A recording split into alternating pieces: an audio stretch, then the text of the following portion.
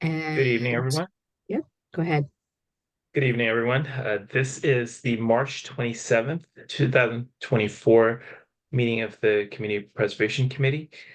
Pursuant to Chapter 2 of the Acts of 2023, this meeting of the Somerville Community Preservation Committee will be conducted by a remote participation. We will have a video recording available upon request as soon as possible after the meeting. Roberta, if you wouldn't mind calling roll, please. Sure. Um, Jahan, Here. Eric, Here. Heather, Here. David, Here. John, Here. Rose, Here. and Laura. Here. And I believe that we are missing Ryan. We're expecting to be missing, and Joe Capuano is not currently present. We'll see if he arrives. So Jahan, do you want to lead us off? Sure. Thanks. Sure. Thank you very much, Roberta. So in broad terms, we are going to be following the published agenda. With that, I'd like to open the annual public hearing for the Community Preservation Committee. The purpose of this hearing is to provide an overview of the CPA program, an evaluation of the community needs, and a comprehensive feedback for the future. So as part of this hearing, before we get started, I would like my fellow committee members to introduce themselves. I can, of course, go last. And in terms of introductions, I'm just going to go across my screen without any other, I guess, identifier associated with it. So, Eric, would you mind leading us off, please? Yeah, hi, I'm Eric Parks. I'm the architect. I'm an architect, and I'm the Historic Commission's representative to the commission. Thank you. Heather, please. Hi, I'm Heather Highmark. I'm a general member of the commission and a local landscape architect. Thank you. David, please. Yeah, hi, my name is David Turin. I am on the Conservation Commission and serve as the Conservation Commission's member of the CBC. Thank you. John, please. Hi, my name is John Browningcamp, and I represent the Public Space and Urban Forestry department. Thank you. Rose, please. Hello, I'm Rose White. I'm a general public member of the commission, and my career is in affordable housing development. Thank you, Rose. Laura, please. I'm Laura Boretsky. I'm one of the community reps. I've been on the committee since 2019, and by profession, I'm a grant writer at MIT. Thank you so much. And my name is Jahan Habib. I am the planning board representative to the CPC. I'm also the board chair. Thank you so much to my fellow committee members for the introduction. Roberta, if you don't mind taking over introductions on your side, please start with introducing yourself and then certainly some of our colleagues that have joined us.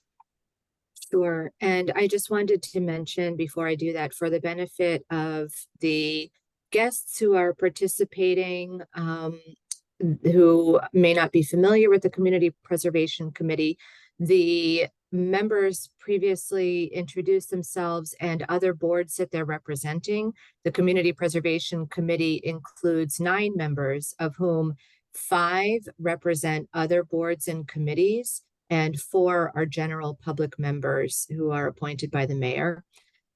So that the composition of the committee is determined by the legislation that created this committee. So now I'll introduce myself, Roberta Cameron. I'm the Community Preservation Act manager. So I staff this committee and oversee managing the Community Preservation Act funds. Next, I will introduce Alan Inacio, who also staffs the Community Preservation Department. Go ahead, Alan. Good evening, Alan Nacio, Director of Finance and Community Development. Roberta's on my team, manages the CPA program along with the HUD programs for the city. And I'll go next to Sarah White. Thanks, Roberta. I'm Sarah White. I am a senior planner in Preservation, Planning, and Zoning, or PPZ, as some of you know it. I've been with the city about 9 years, and I have spent my time working very closely with Roberta and in depth in historic preservation and zoning. Thank you. Paul Goldstein. Hi, I'm Paul Goldstein. I'm the Housing Programs Coordinator in the Housing Division. So I have a few different duties in that position. One of the main ones is that the staff liaison to the Somerville Affordable Housing Trust. And the CPC has designated the trust as its arm for the housing portion of the CPA program. So the trust is very grateful to receive an annual allocation of CPA funds for affordable housing each year. Thank you. And Greg Jenkins. I am Greg Jenkins. I'm the director of the Somerville Arts Council, and just here to support CPA's work over the years. And Roberta sort of asked me to come on board. I've had a couple of conversations with her about historic preservation issues. Thank you. Thank you. So I've just introduced other city staff who are invited to provide testimony to join the conversation about the Community Preservation Act needs. I recognize that we have guests today as well from the public. Please, at any time, raise your hands if you have any comments or questions, introduce yourselves, and we welcome your input at any time. Just use the raise hand function to let us know. So with that, I will provide a brief overview of the Community Preservation Act program and a preview of what the annual Community Preservation Plan will look like. The plan hasn't actually been prepared this year, but it's been outlined, and we can provide a vision of what it looks like, which is something that we're here to gather input on the details of the plan for this year. So I'm going to share my screen. First, I'm going to run the presentation.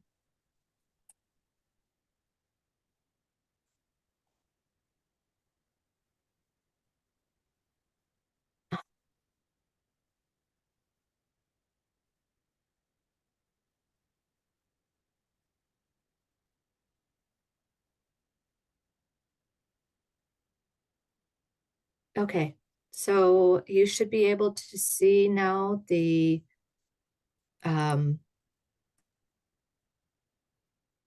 screen showing the community preservation, showing the slideshow. Yes, we can. Okay, I can no longer see any of you, so please interrupt me if you have questions or comments.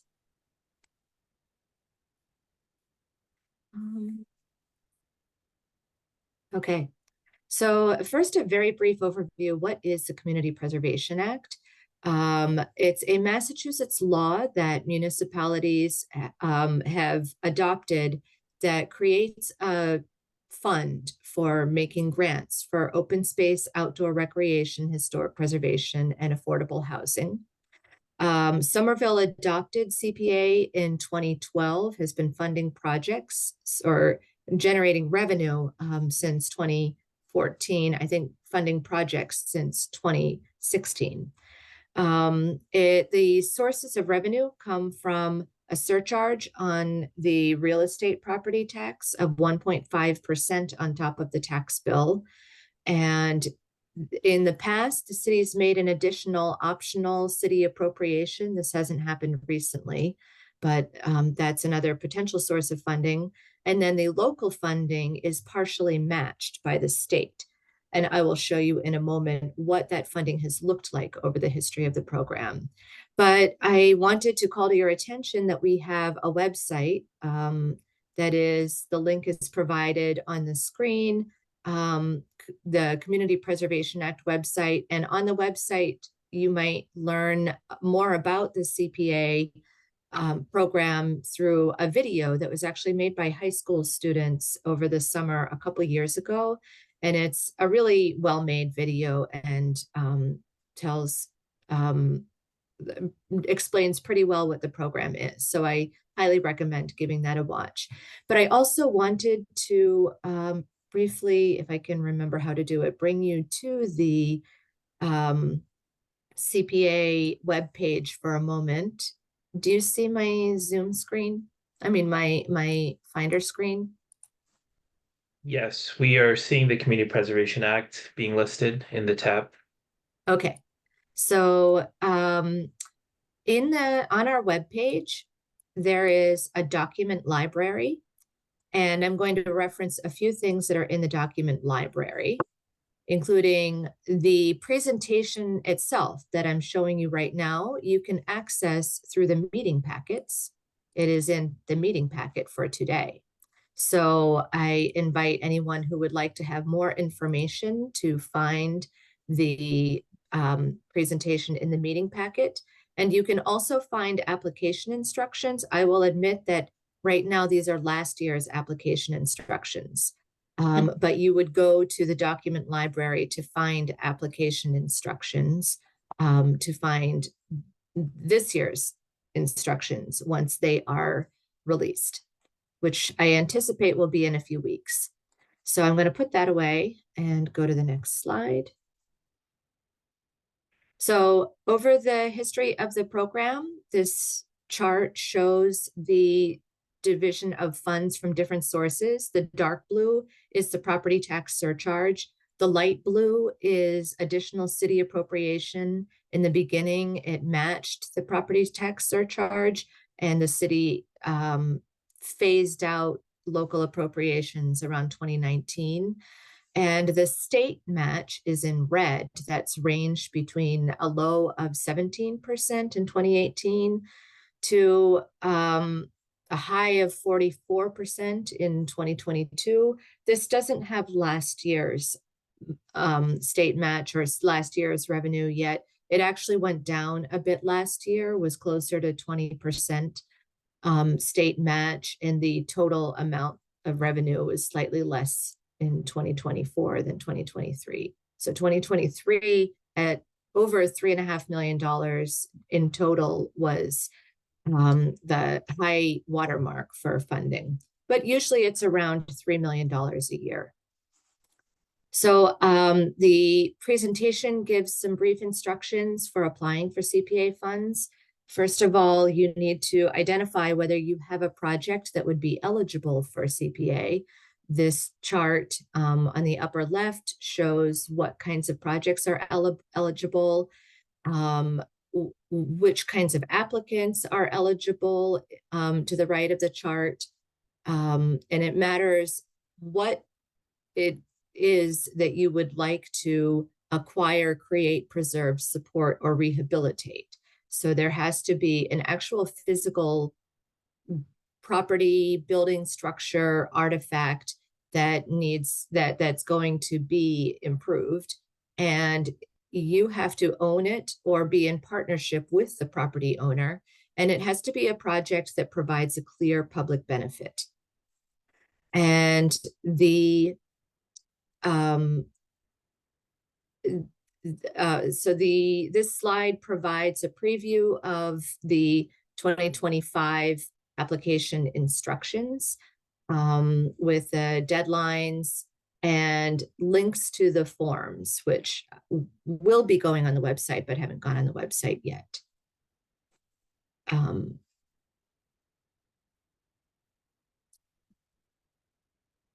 And next slide. So one of the choices that the Community Preservation Committee makes is what is the proportion of funding to allocate to each of the categories of funding. The state requires a minimum of 10% in each category, and many communities commit to the minimum for each category and then allow the rest to be flexible. meaning that they can spend it in any of those three categories. Somerville has historically committed a larger amount to each of the three categories in advance, leaving a much smaller amount to be flexible. In FY24, Somerville committed half of the revenue to affordable housing, 15% to historic preservation, 20% to open space and recreation, and 10% was left in flexible so that it could be used in any of the three categories. The state legislation allows a maximum of 5% of funds to be used for administration, and that's what pays for your Community Preservation Act manager and other expenses related to the CPA program. So one of the choices that the CPC will be looking for input for this year, or as a result of the public engagement, this hearing and the survey and other public engagement activities over this season will be to evaluate what will be the commitment allocation for this fiscal year. So how much have we been spending? In FY24, the CPC spent a total of 3.34 million, which included 2.7 million from last year's revenue, and then 356,000 came out of funds that were carried over from prior years. More detail about that is found in the plan and in the financial report that we put out in the fall. So on the left is a list of projects that were funded in this past fiscal year, including the allotment to the Somerville Affordable Housing Trust. That 50% just went straight to the Affordable Housing Trust. There were 4 projects that were for open space and recreation. 4 projects were straightforward historic preservation projects, and 1 project was a combination of historic preservation and affordable housing. Although the CPC gave funding specifically for the historic preservation portion of the project, I think that the project also received some funding through the Affordable Housing Trust for housing construction. You can correct me if I'm wrong, Paul, about that. And that is correct, Paul says. Thank you, Paul. So we've spent a total of 42 million between FY25 and FY24, or FY15 and FY24. And the pie chart shows how that breaks down between the 3 program areas. This includes bonded projects for the 100 Homes program and Clarendon Hill, which were both housing, and the West Branch Library, which was a historic preservation project. So just quickly flipping through a couple of maps that show where the projects are located that we funded. Most of the affordable housing projects don't appear on the map because they are citywide, or they were provided to scattered site affordable housing units, which we intentionally don't want to appear to be any, to locate them, to have them appear as affordable housing. They blend in with the neighborhoods where they're located. But you can see that there are projects of all varieties located throughout the city, particularly on the next slide, particularly in many areas that are identified as environmental justice areas. That is, they have concentration of minority, low income, and non-English speaking residents. This slide is highlighted because I don't have this information yet. The annual plan will provide some information about how CPA funds have been used to leverage funding from other sources. this many times CPA funds are used to match grants from other sources, or they contribute to projects where funding was raised by the grantee from other sources, but had a gap that CPA helped to fill. Roberta, can I ask a quick question, if this is a good Sure. time? Yeah. For that first bullet about the leveraged amount per CPA dollars spent, is that based on some of the data I've shared about trust funded projects acquired with CPA and that also had other money into that, and that's how you came to that figure, or was there more of a involved deep dive to get that number? This is based on information that you gave me, Paul. Okay. So be warned in advance. I'll be looking for this number again. Sure.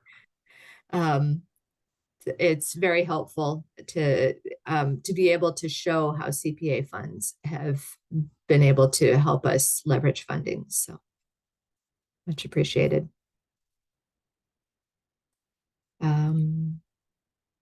So the bulk of what we'd like to address our conversation around this evening is helping to take a fresh look at the community preservation plan priorities. These priorities guide how projects are evaluated by the committee when they receive grant applications. It helps to guide how the committee prioritizes funding among the 3 program areas. And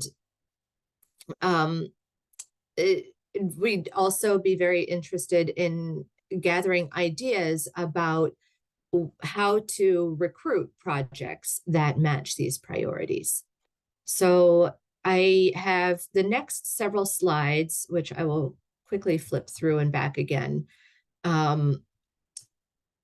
provide more in-depth detail about all of these priorities, but I've just plucked out 2 overall priorities from each of the program areas and for the program as a whole to focus on in our conversation. So the program as a whole, we're looking for projects that are consistent with community values, equity, accessibility, and sustainability, and projects that are strategically advantageous. On the affordable housing side, looking for projects that create affordable housing that meets community needs and to prevent homelessness through helping people access housing they can afford. Open space priorities have been to expand access to open space and recreation opportunities and protect natural resources. And historic preservation priorities have been to make historic buildings safe and accessible and to preserve Somerville history. So this is a summary, a reflection of what the priorities have been. So these priorities are certainly up for discussion as part of our conversation this evening. So flipping quickly through the more detailed priorities that are in the plan, I come to the end of my presentation and I'm going to stop the share. Again, I provide my email address and the website so that you can find all of this information, and you can still take the Community Preservation Committee survey if you haven't done so yet. So thank you. Great. Thank you so much for the informative and insightful presentation, Roberta. As we move towards the discussion portion of the meeting, Roberta, I wanted to ask you, do you have a format in mind, since we have a number of esteemed city colleagues, and also how would you like to get the discussion started? Well, first, I think that we may have a question from the participants. Sure. So I'm going to invite one of the participants forward. Holly, are you able to speak? Or is that Jill? I'm sorry.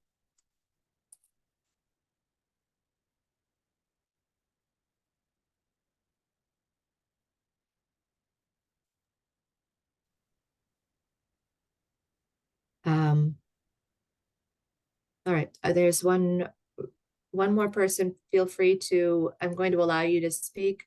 Feel free to keep yourselves muted and off camera if you prefer. I think it's easier if you wanted to be part of the conversation. I can better see you if you want to join in from here. So go ahead. So Jahan, I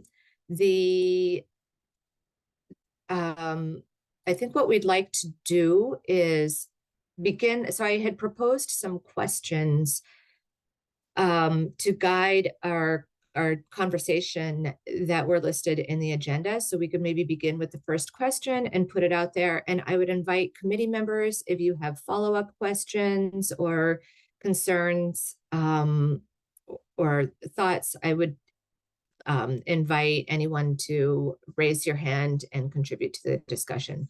So the first of the questions proposed in the agenda are, what are the problems or recent developments related to all of the 3 CPA program areas?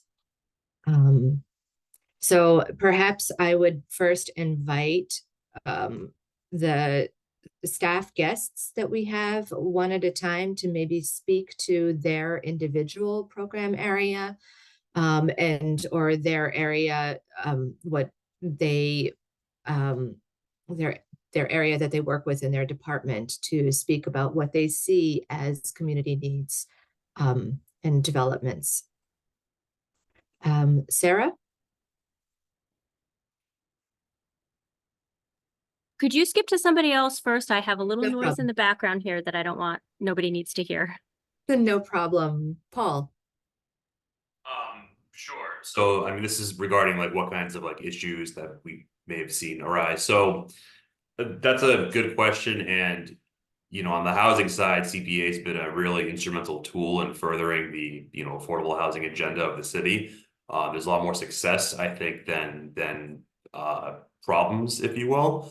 There's a great demand for all the housing assistance programs that are funded by CPA. CPA is still available to fill in the gap for development costs when necessary. You know, the one issue that I've seen, the CPC may not be able to address directly is that we've heard from our nonprofit partners who administer these housing assistance programs that they have a really tough time retaining and adequately compensating their staff. So there's a lot of turnover in the nonprofit world. And, you know, over the summer, I've talked to multiple people from different agencies about this, and Roberta, to her credit, put me in touch with some folks at the Community Preservation Coalition. And we came to the conclusion that what we can do for at least is to raise the cap for administrative costs for these contracts funded by CPA. So there's no reason that we can't go from 50%, which we've had in the past, to 20%. So I hope that's a way to sort of alleviate the stress some of our nonprofit partners are experiencing. You know, I don't think the state is ever going to revisit eligible uses of CPA funds, but if for some reason they do and they decide they want to be more flexible about what can be used for the housing pot, you know, being able to fund staff and administrative work for some of our nonprofit partners would certainly be helpful. But that's a big ask that's really out of the CPC's control. Thank you. That's helpful. Sarah? Okay, thank you. Sorry about that before. Yeah, so I'm not sure that there's anything that the CPA or CPC can proactively assist with. I know that you are very dependent on what comes into you.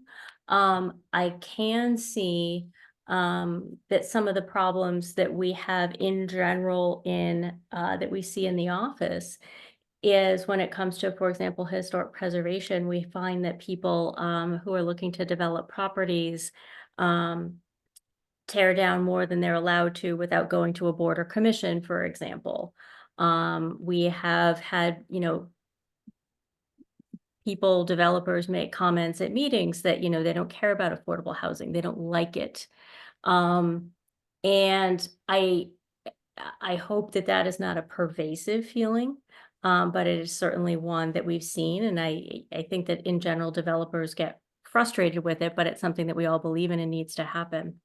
I think that one of the things that is difficult to convince people of, but it is absolutely essential to understand, is that so much of the existing housing that we have could become affordable housing. There are so many barriers, however, to entry into getting affordable housing financed. And I'm not talking about zoning, and I'm not talking about historic preservation. I'm talking about the financing itself.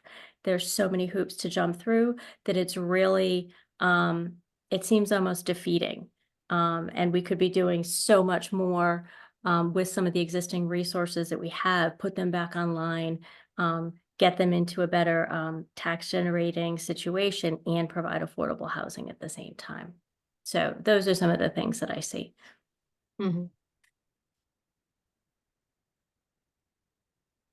Thank you. Greg, you had mentioned that you also had some observations about historic preservation. Would you like to fill in some more? Sure. So for the panel, I'm Gregory Jenkins with the Somerville Arts Council. It is a department within city government. When I was bringing up with Roberta, it's more of I've been sort of observing it over the years, and I feel like the CPA has done an amazing job, with open space and also with historic preservation, and the allocation towards affordable housing is amazing. I was just asking her recently, again, it would be sort of out of turn not to speak with Melissa in capital projects or understand a little bit about. But between, the Armory building that the city recently acquired, City Hall, the state of City Hall itself, is the city or are we submitting anything to CPA around our own buildings? And that was sort of the level of inquiry. I think it's more a matter of having that discussion internally with capital projects, obviously, and trying to understand where they are. But if it is a finance issue that, just like Louisa and Parks and Open Space have tapped CPA for the parks renovation, which is, I think, an amazing situation that it should be the envy of the Commonwealth in that we're able to redevelop a new park or a playground every year for, I've been 23 years, we've been doing it. It's amazing. So it was more of a question of, maybe it's not even a question, it's more of an observation to think about our own buildings. And I think about sort of, again, health issues, the warming center that has been sort of at the Armory, but then, we know that we need a more permanent place for a warming center. We've identified a ton of city buildings that, are not totally up to code in different areas. So it's more of both, my role as the Arts Council director, having been in the community for 23 years and a resident and paying property taxes to CPA. It's more of thinking of that too, that that kind of observation. So it's not sort of identifying, you mentioned sort of problems. It's more of trying to ascertain, maybe how we can take care of some of our own buildings in the city's sort of arsenal. That's kind of it. Thank you. Thank you, Greg. And John, you're going to speak on behalf of Parks and Urban Forestry.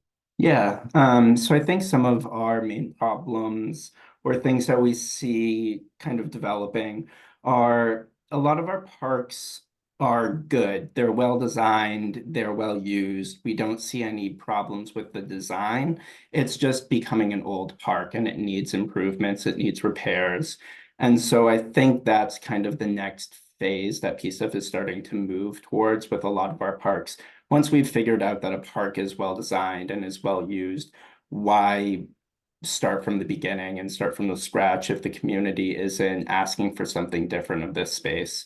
So I think we're going to be looking towards the CPA for funding for projects that are more improvements and making sure that concrete slabs or issues with play equipment that have settled and now used to be accessible aren't accessible to the public anymore.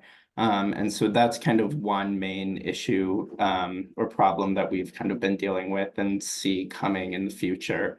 In our open space and recreation plan, we have to go through and do a parks assessment report. And this is really shedding light on the fact that we do need to improve some parks, but not really redesign the park at all.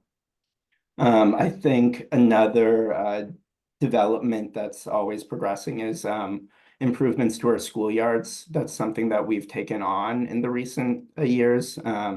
Specifically, Arn's been managing a lot of the design of these schoolyards, and it's something that we're always expanding on. The Kennedy Schoolyard is going to be another one. So just trying to find out how CPA funds can be used on schoolyards is definitely something that we're interested in exploring. And then I think the final problem or development really isn't anything new, but our summer vision goal of acquiring 105 new acres of open space, that is definitely a hefty goal that we need to start allocating some funds to land acquisition and be prepared at any moment to acquire a piece of land if it does come on the market. Thank you. So thinking overall, kind of more broadly, not just within each of the program areas, but what are community needs that can be met with investment in the CPA program? For example, we've heard about the need for affordable housing.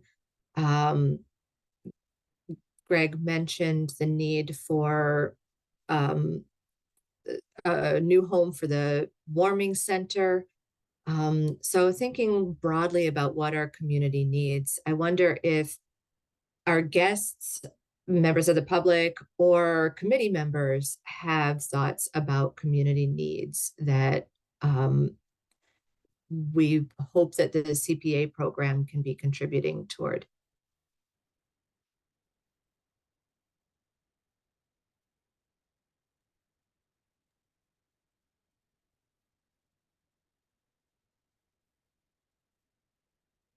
If I could, Mr. Chair, through you, I'm sorry, forgot that last time. You know, Sure, no I don't, I don't, I think that this is actually a really difficult question. Because so much is dependent on what comes in to you, right? As opposed to what we're not like, you know, salespeople for a company where we go out and find clients to bring in and have a pipeline going. So I think that this dovetails very nicely with the next with one of the later questions is like, how do you reach new applicants to diversify your work, right? Yeah. And I think that how do you do that with one position? How, you know, you, Roberta, and how do you do that with an all-volunteer board that sits on other boards and has full-time jobs? How does that get done? Is there some other structural reconfiguration we need to make internally in order to make that happen? I don't know, but I think that we probably collectively need to come up with another way of, or additional way of, you know, marketing and reaching diverse communities. And that is by absolutely no means a criticism of the way it's been done now. We have so many resources and so much time and so much available to us, right? So how do we change that? How do we make it a little bit different? There are a lot of times I hear from some members of the community that seem to be unaware of CPA. And I think that that's ubiquitous across any community in the Commonwealth that has CPA. And then I'll hear from some people, especially in the historic preservation component, that like, oh, I'm a nonprofit, I can't apply for this money, which befuddles me completely because they are the perfect type of applicant for this type of money. And they happen to have a historic structure. So probably some sort of demystification campaign is necessary if you can get the time and attention of more than something that's just a 1 or 2 minute read from the public in order to reach them. So maybe getting our collective heads around it somehow could be helpful in the next coming years. Thank you. Rose, did you have something? I did, yes, Yes, Rose. through the chair. I think I would just, in my mind, and in my mind, this is I think what you said, Sarah, is really important, that this is collective, that we are doing this together. And I don't think of us, and I think this is true for for all of the members, that we are not on our, we function very much in partnership with the city and with the departments. And ideally or not ideally, but our goals have to be aligned, and that we are a funding mechanism, and we're here to support initiatives that are in line with the city's priorities. And it's our responsibility to make sure that these initiatives work and can be funded by CPA funds. But that I wonder if there is a way that we could, I mean, I know going out and having us be more visible in the community is really important, but I also think if figuring out if there's a way that part of that demystification could be coming from the city through the departments, to say, to reach out to groups that are reaching out to you to say, this is a project that we have in mind, and just kind of open up that channel of communication a little more. I don't know if that resonates, but. Thank you. I'm going to suggest that since we're addressing already 2 of the questions, what community needs can be met with an investment in the CPA program, and how do we reach new applicants and diversify our work, that we can also bring the 3rd additional question into play at the same time. How can CPA help to advance equity across Somerville? That is essentially one of the primary values that is reflected in Summer Vision and in the overall priorities that I had on the slide with the summary of overall priorities. So how can we accomplish that, advancing equity?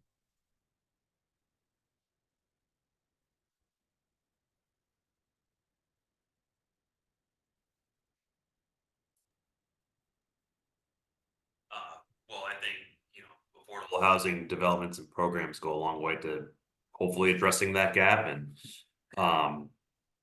a big focus, again, from the trust CPA allocation has been housing assistance programs to prevent displacement and to stabilize tenancies. So, the more stable folks can have a home that they can call their own in the city and still have a voice, I think that hopefully is some way to bridge the equity gap.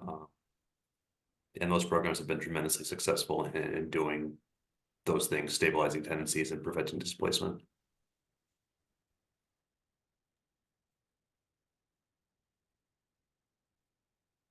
Sarah. Thank you, Mr. Chairman, through you. I think it's also important that we understand how we define equity, right? And what is the city's definition of equity? Like we all know generally what equity is, right? We understand what fair is, we understand what equal is, and we understand what equity is. But how do we then apply that, right, in our collective CPA situation here? Is it equitable as well if the same recipients keep getting a ton of money every year after year after year after year? Is that equitable?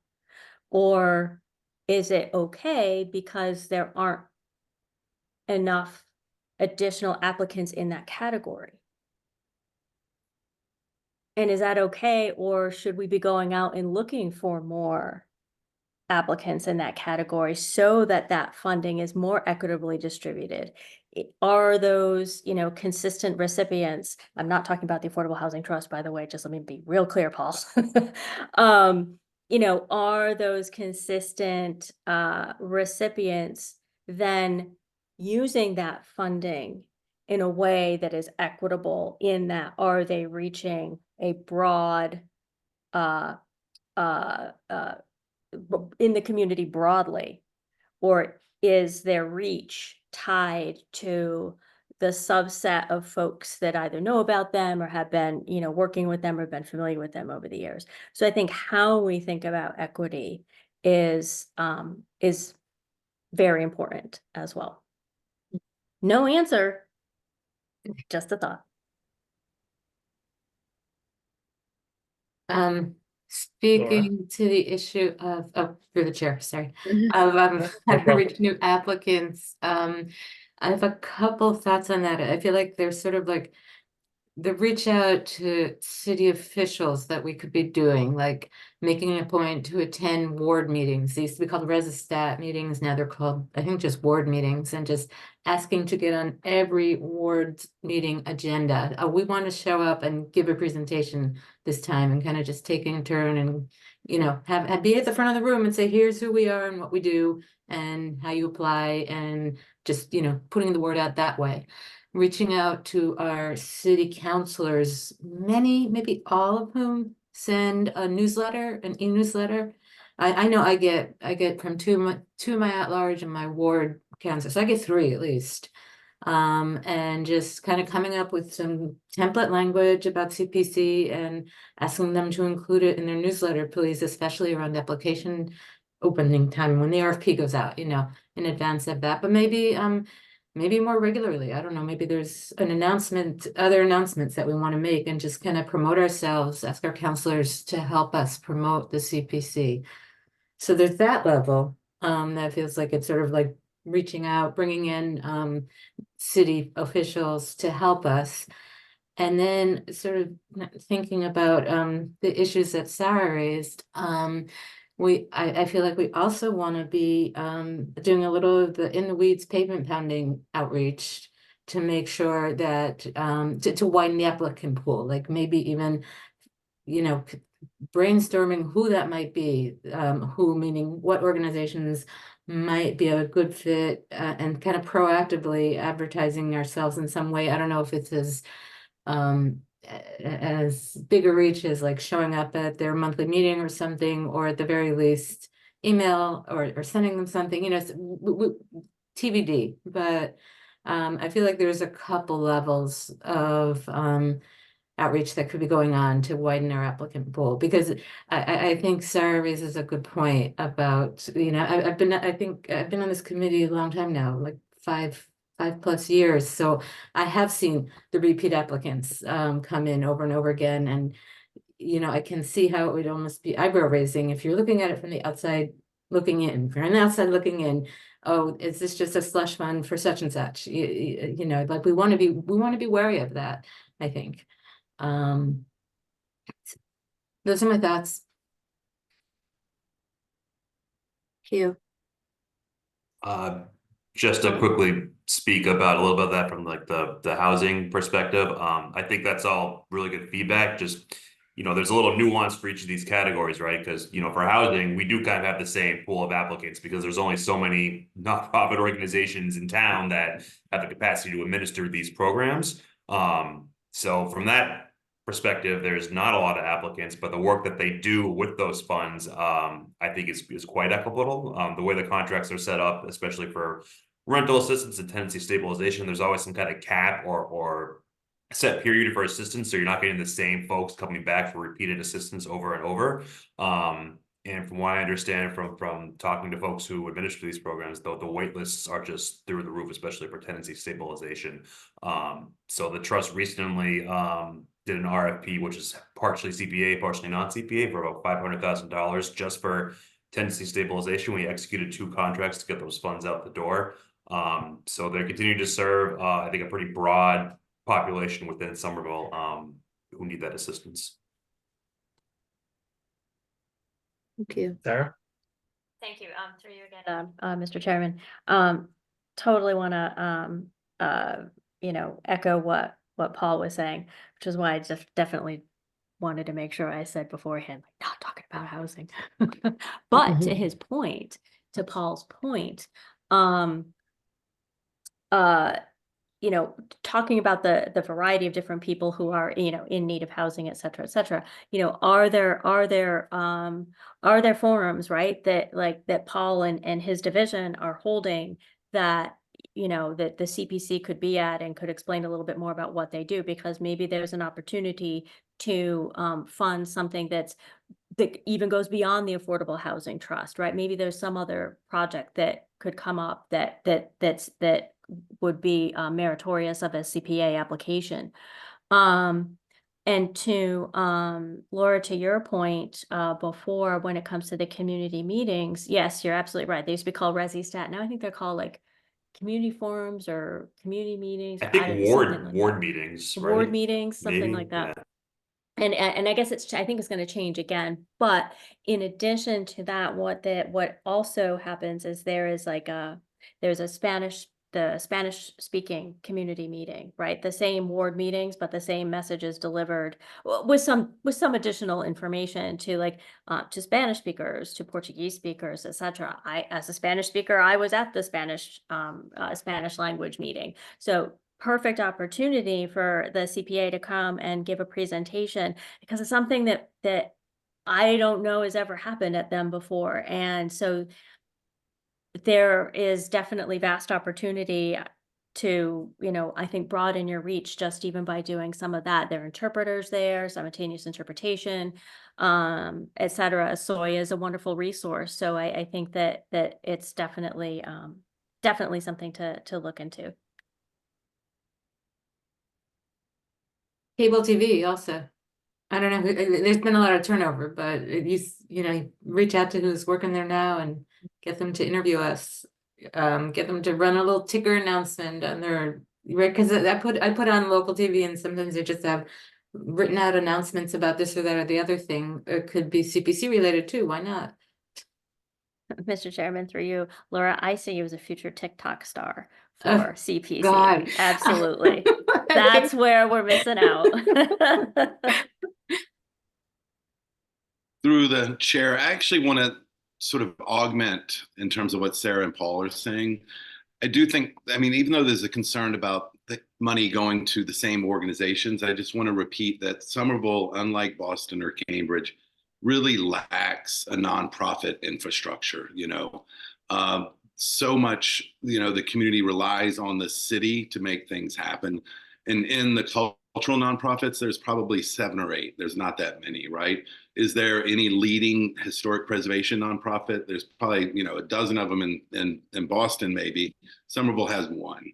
So I do think that, maybe the money's going to the same nonprofits, but again, I think being able to step back and say, if we're building and helping ensure an infrastructure for the city as it relates to the existing nonprofits, or trying to find emerging nonprofits to maybe support them, which I think, again, is really tricky. It's tricky in the arts, but do we know of anybody who's, building open space that's not a city, right? So I think some of it is sadly relies upon the city a lot. And I think that's okay, I would step back and say that's good. And again, in terms of the comment I had about, it wasn't about the Armory as it relates to the warming center.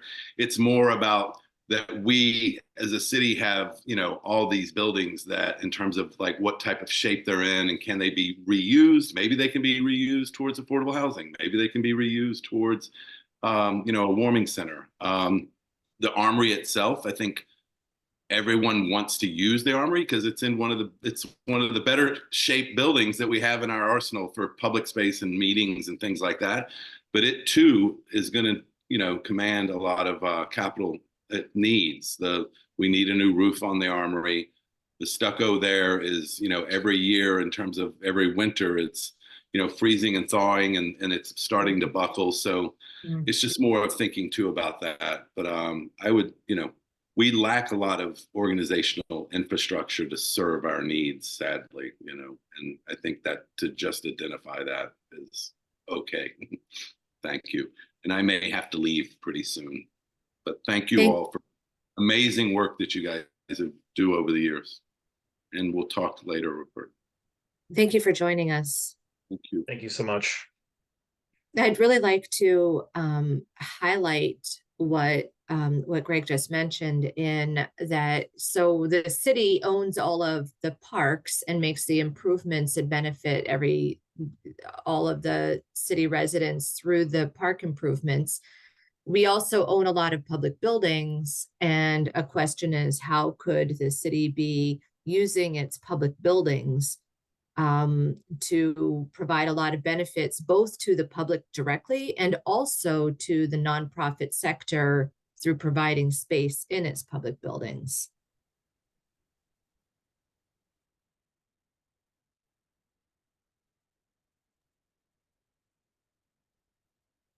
John.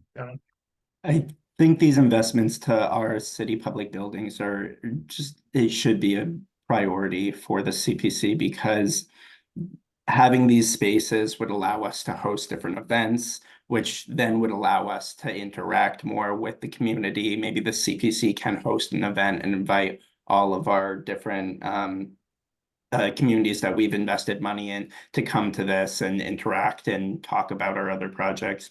So I feel like we definitely do need to invest in buildings like the Armory and other city buildings, and kind of allow us to have more usable space, whether we allow the community to use it or we use it and kind of interact in this space. I think it will help us bring the community together. I don't know how we invest in these and how we reel them in so that we can give them some investment, but I feel like those city buildings are definitely a great opportunity to improve. And I would also, through the chair, just mention in terms of the arts, I think some of you know that we did an arts risk assessment and looking at some of the industrial buildings throughout the city. And a lot of the arts community is still invested in these studio buildings that are often pretty old. But I mean, the level of industrial buildings, and they're not going to build those types of buildings anymore, whether it's Vernon Street, Joy Street, you know, even I would say to a certain extent, some of Summer Nova, the Ames complex buildings, those older industrial buildings. And I know that we as the Arts Council and then working with the planning community, like we're constantly trying to explore ways in which to hopefully, you know, preserve and maintain sort of equitable, you know, rents and stabilization for a lot of that older industrial buildings. And I know that like we can't do it alone, and then the owners typically aren't necessarily interested, but maybe if they were coddled too, maybe that would be helpful. And I think of like just even the Milk Row building, the Milk Row studio building that's behind Milk Row Studios. That building needs a lot of, you know, the Tube Work building needs a lot of work, but there's predominantly artists in there. I think if the owner had to renovate that and bring that up to code or bring, you know, all the rent would go up and that community would no longer be in that building. So I think thinking about historic preservation as it relates to these industrial buildings and who the community, what communities are in those buildings and how can we help, you know, support the stabilization of those buildings is really kind of a key thought to think of as well, as it relates to, again, buildings and trying to develop new partnerships and thinking a little outside the box. So. Thank you. Sarah? Mr. Chairman, thank you. Through you, right, to dovetail again on one of the things that Greg was saying, which is that adaptive reuse of existing structures, absolutely 100% primo for affordable housing, for artist space, for, you know, whatever you want to use it for. Adaptive reuse is absolutely key. We see it in Lowell, we see it in Lawrence. It doesn't have to be a big mill building. It can be a house. It can be so many different things, because historic preservation doesn't care about use. That's zoning, right? It's always interesting to know what the use was. Like there are condos in the one last building remaining in the Kemp's Nuts factory, right, over on Pearl Street. Great. It's condos. Awesome. I think that's absolutely fabulous. And I think that we are absolutely not short of good ideas, but we are short of money, right? We're short of money, not just on CPA, we're short of money in the city to do these types of things. We're short on like staff and resources to build upon these great ideas. And you can't keep adding staff, right? Just to get these fulfilled. We have to, understand what our capital improvements plan is, get it approved, and then execute on it. And if we don't have that, the money doesn't get appropriated, right? So all of these things and so many fixes are on our list and that everybody is desirous of doing. But if we don't have the sign-offs and we don't have the money appropriated, we don't have the approvals, we can't actually go and do the work. And then what happens? You get into a situation where you've got an emergency, right? And then you have to do the work, right? And just when you think you've gotten everything to like an okay point so that everything is stabilized, then there's a little emergency. So, I mean, I think that that's what you see with like City Hall. I know, like, Greg brought that up, and yeah, I can be way down on School Street, my drive into the office, and with City Hall being at that nice high point on the hill from very, very far distance away, I'm like, yeah, that paint's peeling. And I think that the struggle too is that you don't have the money, you don't have the permission, therefore you don't have the plan, you can't go out to bid, and then you can't get it done. And in historic preservation, I have no regulatory or enforcement authority to ensure that something gets done. And quite frankly, nor do I necessarily want that. But I think we're in the situation of, and I'm going to use a term that maybe not everybody is familiar with, but if you're not, raise your hand and I will tell you, the cobbler's children have no shoes, right? And or like, how many of us have worked for technology companies where like we have put in amazing stuff at our clients, and then we're stuck with technology from like 10 years prior, right? Because you don't do the investment in yourselves, because you're so focused on putting the investment in the other things that the rest of your community is dealing with or your client is dealing with every day. So I think that we find ourselves very much in that situation as well with the buildings that we work in. John, I know that, you and I see that, Ellen and I see that, we all see it. So I think we have a bit of a conundrum on our hands, but yeah, it's definitely something that has to be addressed. Thank you. Heather, I think you had your hand raised as well, and then Eric. So it's interesting conversation, and thank you. I was looking at the chat once somebody put in their, cookouts, and I think that was probably their, shout out to like, let's do some direct, outreach to the people. And I think we really are going to have to do to diversify our applicant pool. I think we are going to have to, get out there and do a little footwork. At least this year, like we're gonna have to put together a little plan. And I don't know if this is something that I personally feel, so I would be interested in other people's opinions, but I sort of, as I walk from my house in Winter Hill over into Union Square to my office that's in the Boynton Yards, I go through these little streets that have all these beautiful little houses on them that are, some of them that are in quite bad repair. And I just sort of think we're going to lose a lot of this fabric as people either can't keep up these houses or they sell to sort of develop these lots. And I sometimes wonder, like, could we be more active about literally papering neighborhoods with little information about, like, your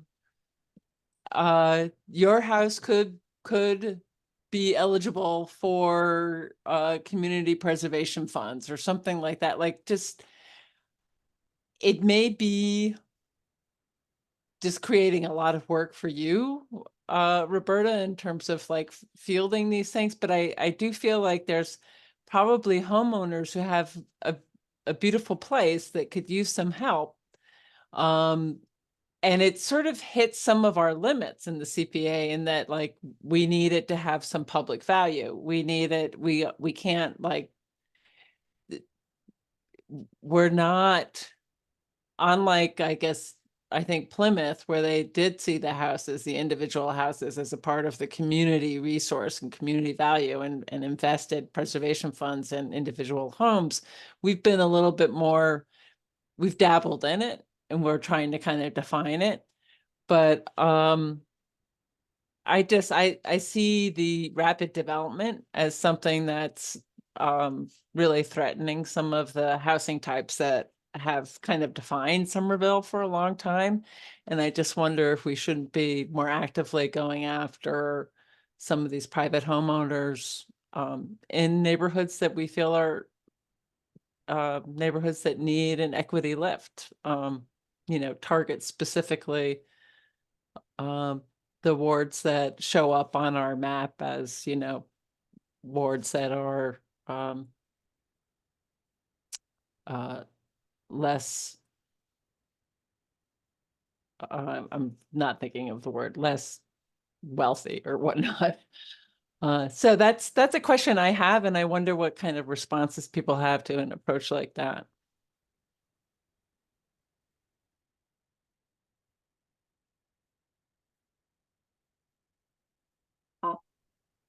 Can I jump in with it? Sure, Through the Rose, chair? please. I think it is a great, I think it would be a great use of CPA funds. I think there's definitely a need. And I think if the Historic Commission were to say this is a priority for us, for that, then I feel like that our allocation of historic CPC funds would be a great use to support that. Thank you, Rose. Eric, I think you had Yeah. your hand raised previously as well. I Yeah, apologize. I was going to say something else, but it kind of, you folks had a nice segue there.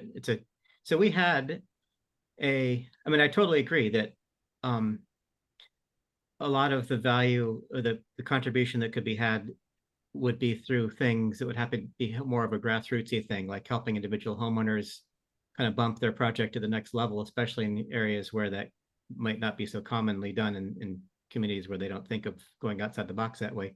We had a program, didn't we, that we just kind of disbanded that actually offered money to that purpose, that we just sort of defunded that and redistributed because it was, I don't know if that was from a lack of interest in that or what the genesis of that was. Because I very much think that that's a great thing to consider still. On the Historic Commission, we have this all the time, like you can't afford windows or they just can't afford the expertise to figure out what they need to do and stuff like that. So I would be all over that kind of thing. And also it's sort of a bigger picture in the preservation. It's kind of interesting or almost ironic that the category within the CPA that has the least amount of financial interest in funding seems to gobble up the most of our efforts into figuring out how to use it, which is how do we reach all these, we're talking about simultaneously using historic preservation money as a way to advocate fixing up city buildings or acquiring properties that are at risk for public use, which these are all great ideas, and the resources that are required for that are vastly greater than what we have, as we saw with the city hall recently, where the roof alone was 4 times more than the entire CPA budget. So I think something that we would need to fine tune is to what extent is the money we spend better put into things that could be funded elsewhere in city government, such as capital improvements or other projects that could be voted on or allocated through other categories within our budget, or to what extent we want to kind of reach out to people who wouldn't normally have any funding sources, like nonprofits or homeowners and things like that. And then something else I just wanted to touch on, I think if we generally, the idea is that we can't be spending the CPC money on private properties that don't have a public benefit, which generally means we can't pay to do people's porches over and things like that. The number of buildings in the city, there's a finite amount of buildings that could actually benefit from what we have to offer.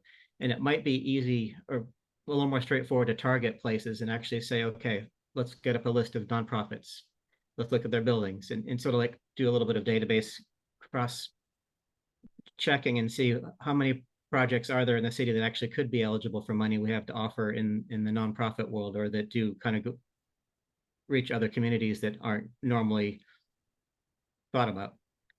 So that's my kind of random set of thoughts there on that.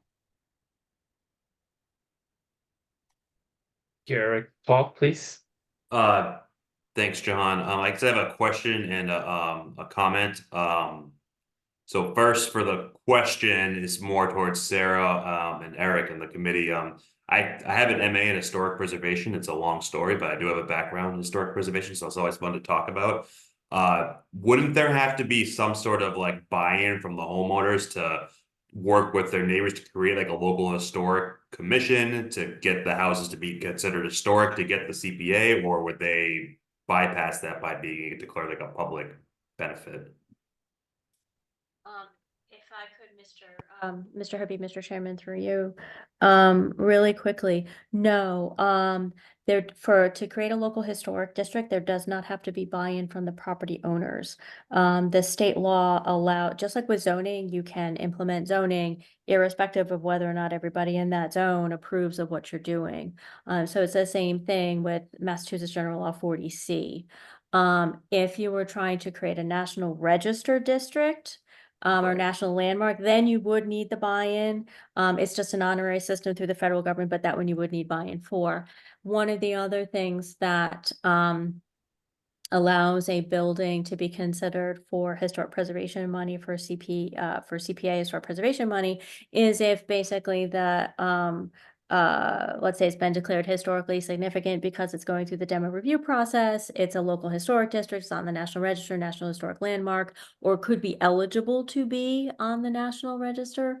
In addition, like if the Historic Preservation Commission were to determine a property to be historically significant for the purposes of CPA funding, they could do that as well. So there are a lot of different things that can be done. That's super helpful and a pretty broad reach, which is great. And I guess my comment is to dial it back to a couple other questions to go about diversifying the applicant pool. And, you know, I mentioned for housing, there's only so many nonprofits that do that kind of work. I guess there's a kind of a caveat where there's always so many profits that do CPA eligible work. Because as the committee knows that there has to be some sort of physical housing unit associated with the funding. So I'm sure there are organizations in the city who maybe work with non-English speakers to navigate the affordable housing application process. You know, that would be a new applicant potentially, but that's not an eligible activity. So it does kind of come back to the constraints of the funding source, which maybe someday that'll be revisited. But unfortunately, it kind of narrows the scope for housing related programs. Sorry, Mr. Chairman, if I could just add one more quick thing to that to give you all an example of the type of housing. Sure. Thank Of you. course. So Mr. Chairman, through you, so Paul, to follow up a little bit more on what we were just talking about in the examples I was giving. You have, for example, 181, I think it's 181 Broadway, and Roberta, correct me if I'm wrong. That property is not a local historic district. It's not on the National Register, but it was determined to be historically significant for CPA historic preservation funding purposes. And so they did receive CPA HP historic preservation funds to do some restoration work on the exterior of the building. So to me, that's like my ideal type of project, right? It's a blended project. It's historic preservation, but it is affordable housing, and the two can coexist really well. I know Roberta and I just had we just had a meeting with a more recently established nonprofit in the city that bought a property with the purpose of turning it into permanently available, deed restricted, affordable housing. I think it's got, I forget, Roberta, if it has 6 or 12 units in it. And it also happens to be a local historic district property. So this is a perfect opportunity to use CPA affordable housing money, as well as CPA historic preservation money. And so, like, nothing makes me happier than to see this. The only thing that would make me happier is to also have the other component of open space and recreation involved in one of these projects too. But I'll take what I can get in the meantime. So these are some things that we see quite a bit I And know I'd like to see exactly more of. what property you're talking about too, so, So happy about that. yeah, that's exciting that they could potentially go for. I'll be Absolutely. sure to let them know next time I talk to them, for sure. We just met with them Oh, about this good. very thing. So Good, yeah, great, yeah, we've great. already got that ball rolling. So happy to see it.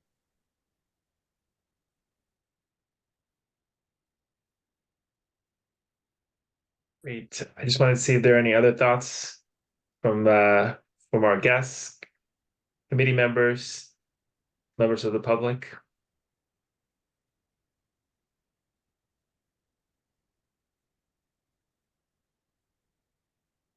Great. So thank you so much for all your insights. I, as one committee member, is really pleased to hear all the wonderful ideas regarding outreach. In our meeting agenda, we have a bullet point for agenda setting for outreach subcommittee, which I, along with a few committee members, are also members of the subcommittee. So it certainly gives us a lot to think about and notes for consideration as well. So I think we can move on from the annual public hearing section of this meeting. Roberta, you have thoughts? I just have a question for those of Sure. you who have more experience with public hearings. It's something that I do once a year. Do you need a vote to close a public hearing? Yes, you do. So, Jahan, if you want to ask for a motion to close the public hearing before we move on. Thank you, Roberta. Absolutely. So is there a motion to close the public hearing? I'll make the motion. Thank you, Laura. I'll Is there a second it. second? Great. I'll Thank you so second it. much. Yep. Thank you, Thank Heather. you. I'll call the roll. Eric, Thank you. Yes. Laura, Yep. John, Yes. Rose, Yes. David, Yes. Heather. Yes. I see that Joe Capuano has joined us. Joe, Yes, sorry for being late. that's all right. And Jahan? Yes.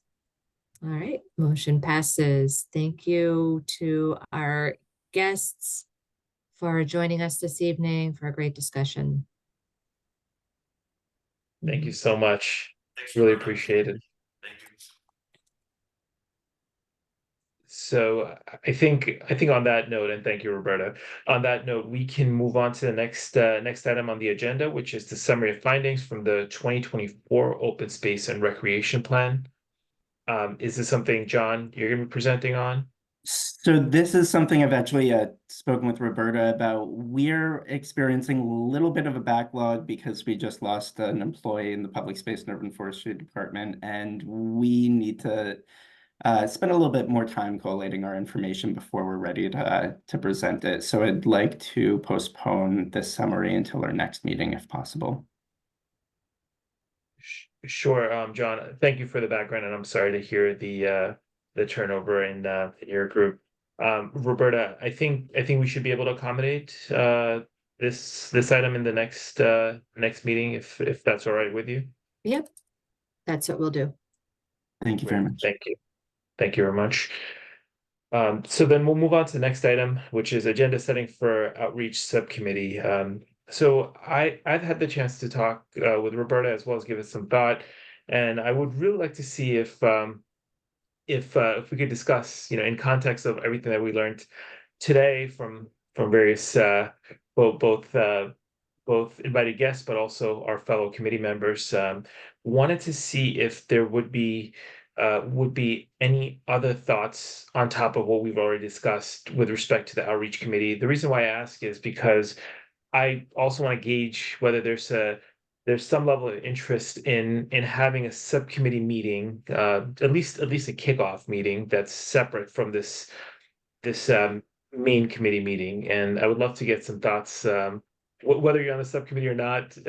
Would love to hear from everyone, but in particular to see what the interest might be.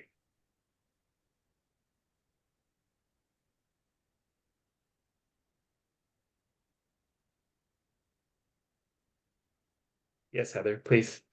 I'd be interested in working in that committee, and I would encourage the committee to actually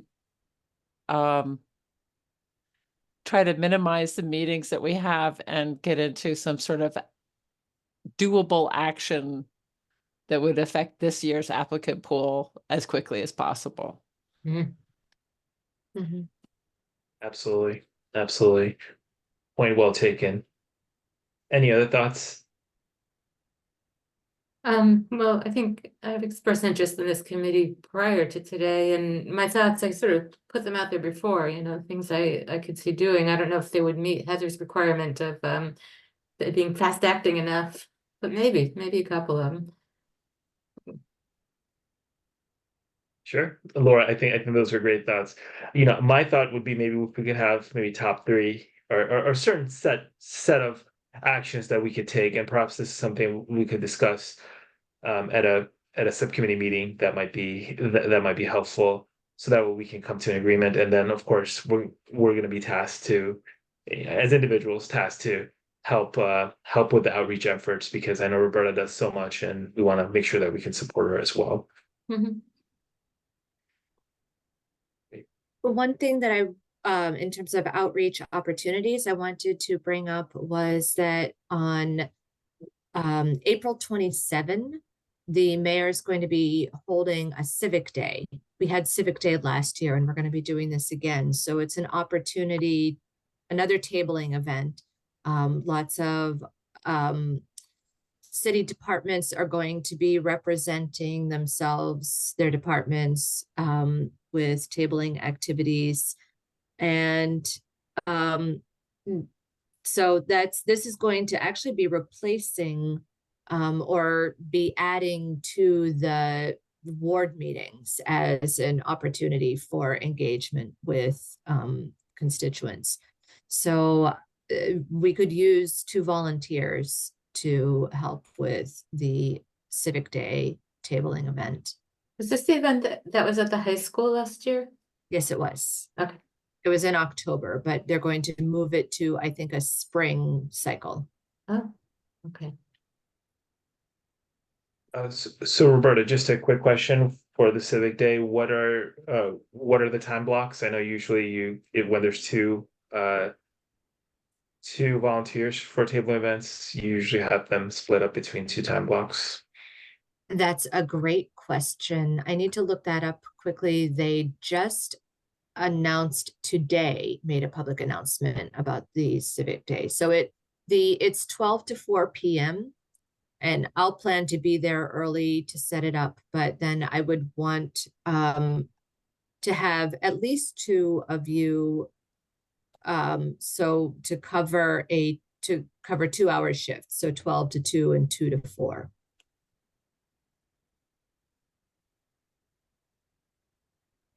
And which day was this again? This is on April 27. It's a Saturday. I could do 2 to 4, Roberta. Great.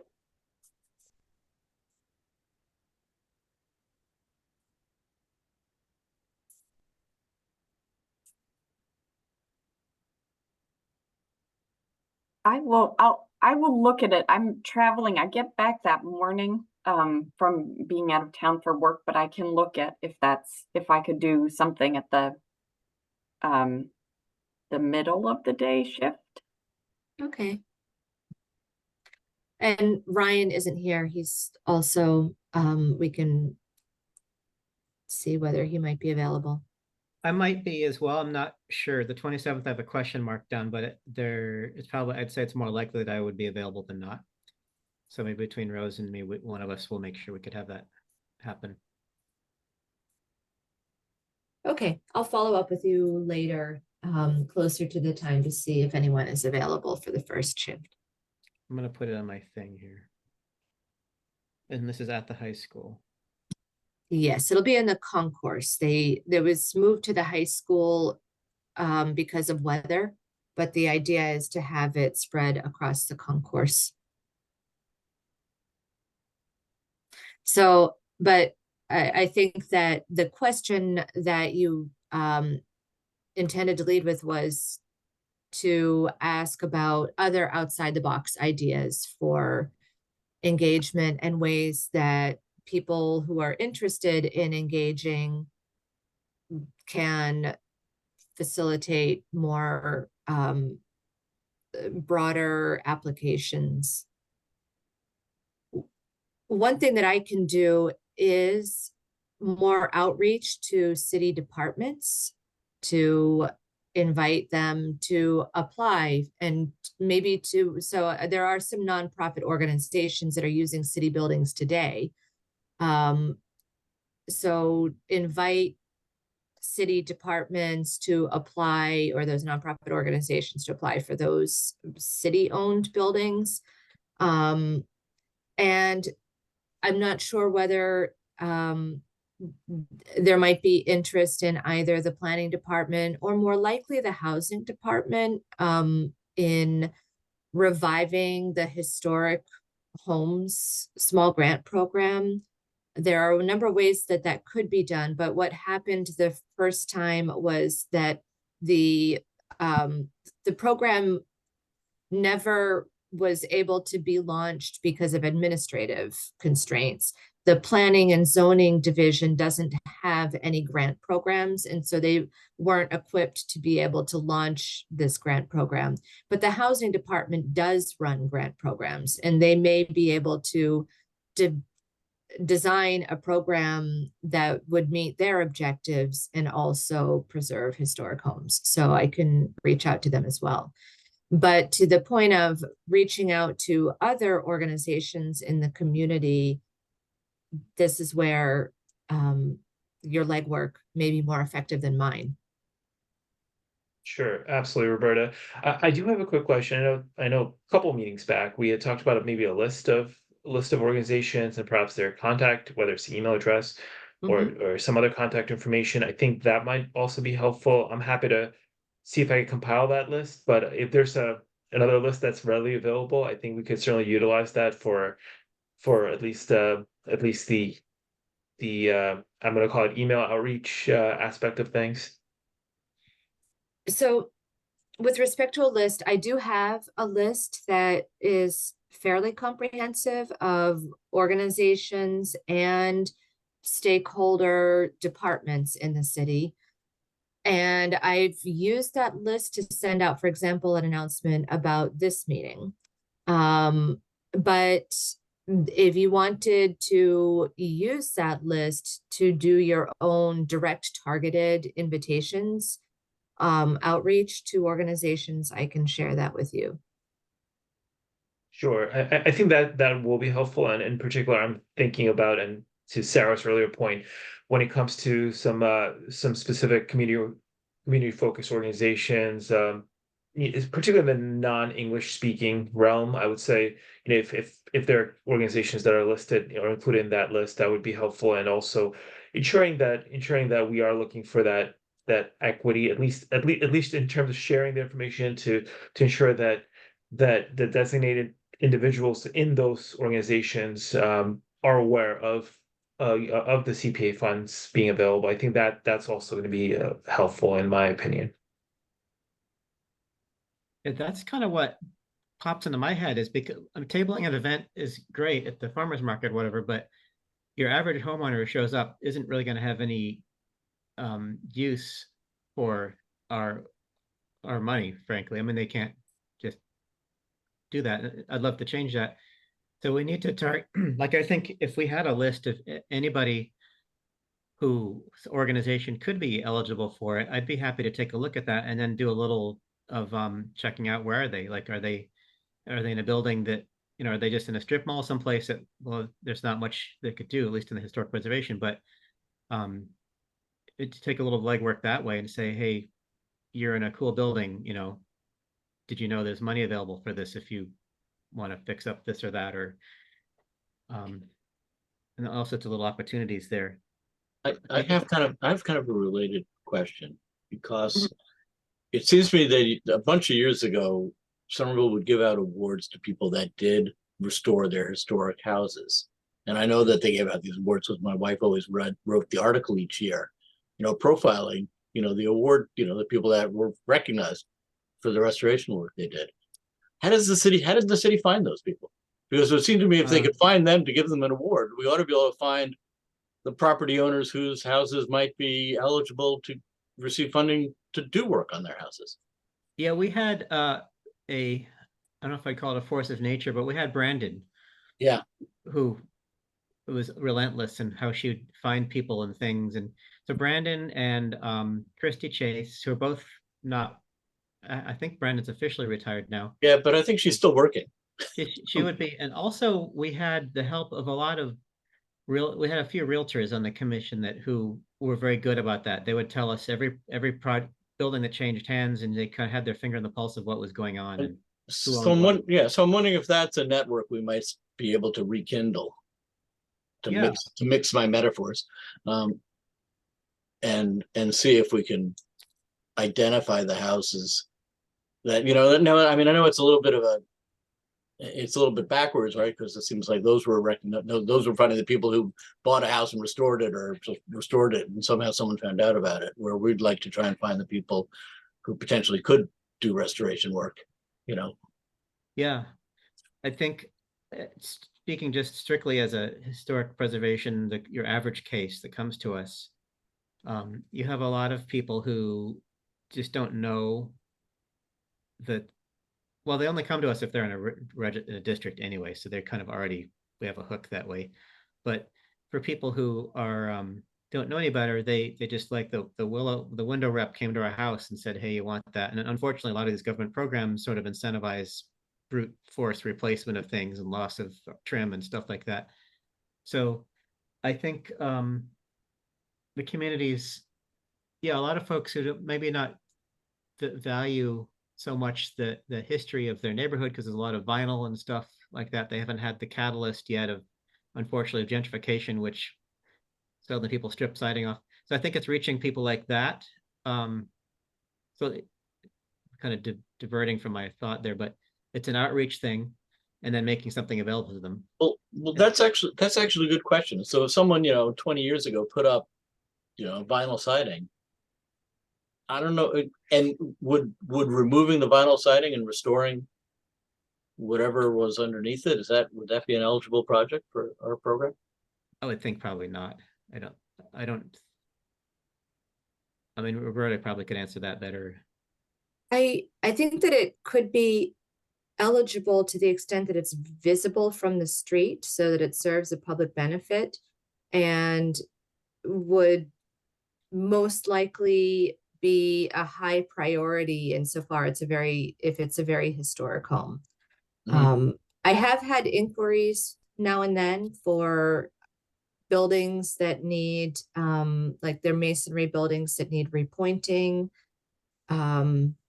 So just based on the way that committee members have responded to inquiries that have to actual grantees who've submitted applications, I have the impression that the bar is high in terms of what are CPA eligible expenses that would be considered a priority historic home and a capital improvement, like really preservation versus maintenance. So I think, when you receive the application, how is the committee going to respond to that application in comparison with other priorities that you are evaluating, given the limited amount of money that you have? Yeah. And I mean, just speaking from, it's hard, of course, to prejudge, something that's not before us, but my sense just from some of the conversations we've had is if it's visible from the street, if it's improving, the viewscape, and it's, of a historically significant house, and I feel like that's something that at least we would consider. Mm-hmm. Yeah, I feel like we have in the past. In some places, I remember working with a family member who lives in Tallahassee, for example, where they had a program that would pay for the incremental cost to do the better thing. So for window replacement, for example, they would kick in the difference between cheapo vinyl windows and something wood, or as a little bit of a carrot that way, so that they're not just perceived as paying for everybody's renovations, but they're paying instead to make it a better project. But the trick, of course, there's no it's a big gray area there. What if, would you want a big developer who's gonna spend $3 million flipping a house coming to us for $10,000 to use a better window when they clearly have deeper pockets? So there's a little bit of, Yeah, well, but I guess it depends on whether we have the authority to make them restore the house in an historically consistent way without saying, without sweetening the pot by offering to pay some portion of it. yeah, That is just the piece that I get worried about is the program oversight, program administration, actually seeing, having this committee be on the hook to kind of enforce whatever the guidelines are that we come up with.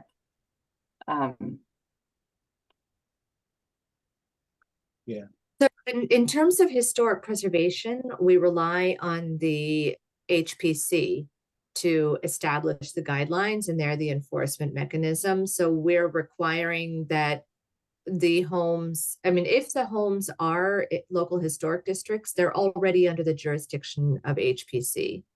So we rely on HPC to advise us about whether the scope is appropriate. And then we will we have asked that the houses be placed under preservation restrictions, which is actually a very tall order for a lot of properties. For the small amount of money that we're putting in, we're making a big ask. So it's not just the public benefit of having the better windows. It's the public benefit of obtaining a long-term protection on the home. So we've set the bar pretty high. Yeah. And so one of the questions that I have is how much effort we want to make to recruit people to join a program that we're also sending a message that there's a very high bar for what constitutes a public benefit. Yeah. I do agree. I do agree with that. Yeah, that's a good point. We've seen a few of these preservation easements that I float by and think, wow, they really agreed to a lot in order to have us help pay for the stained glass repair and stuff like that. And it's money well spent in a way, because we're just essentially protected a property for that.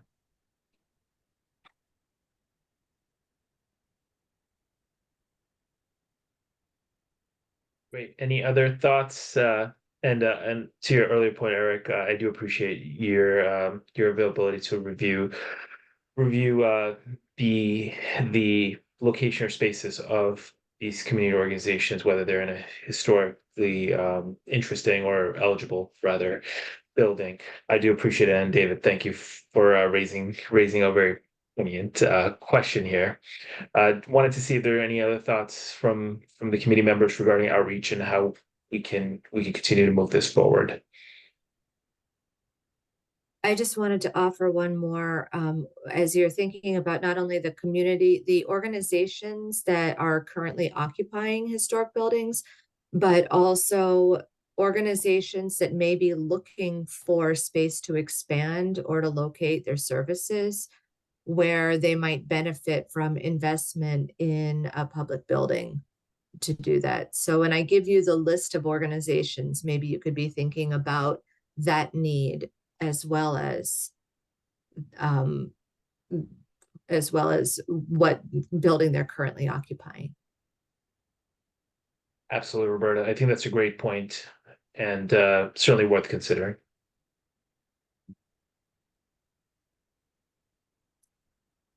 Any other thoughts from the committee?